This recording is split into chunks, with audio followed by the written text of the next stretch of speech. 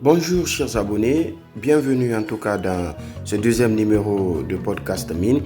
Aujourd'hui, nous allons vous parler du plus grand salon minier mondial.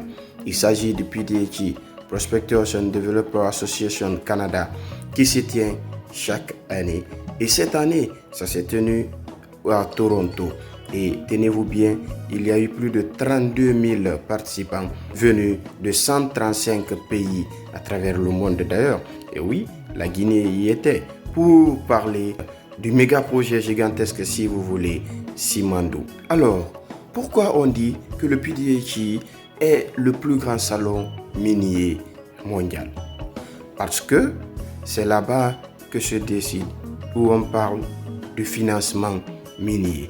On parle de financement minier parce que, selon les miniers, Toronto est retenu comme étant la capitale du financement minier mondial.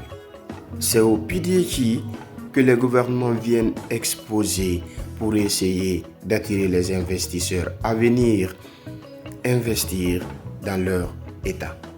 Et c'est au PDAC que les nouvelles technologies d'exploration et d'exploitation sont tout de suite dévoilées, notamment l'utilisation des IA, des drones sophistiqués dans les travaux miniers. Alors, au PDAC, chaque année, l'accent est mis sur certains aspects pour essayer de mener des débats, avoir des solutions et pourquoi pas pour que ces aspects deviennent des sources de réflexion. Pour 2026, ils ont mis l'accent sur 3 aspects.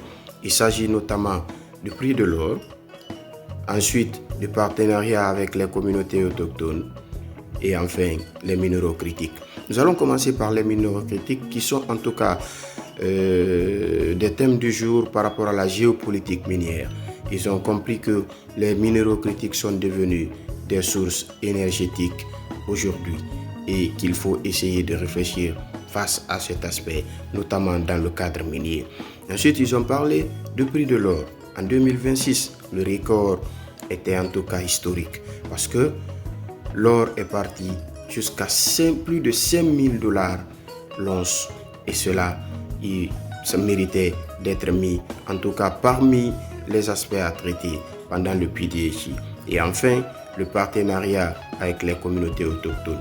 Les industries extractives, il a été indiqué, il a été débattu que les industries extractives ou les entreprises extractives doivent notamment essayer de fructifier la responsabilité sociétale des entreprises, essayer de fructifier le contrat de développement local pour en tout cas asseoir une bonne base de collaboration avec ces communautés autochtones qui sont dans les zones d'exploration.